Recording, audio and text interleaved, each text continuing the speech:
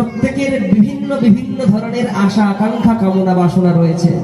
একটা বালক বা একটা ছোট্ট বাচ্চা, তার চিন্তা তার আশা আকাঙ্ক্ষা আলাদা।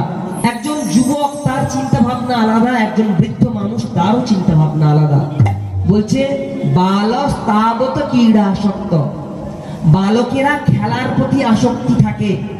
তরুণস্তাবত তরুণী রক্ত, তরুণী যুবকদের চিন্তা যুবতীদের প্রতি, বালকদের চিন্তা খেলার প্রতি, বৃদ্ধ মানুষের চিন্তা তার শরীর বা দেহের প্রতি।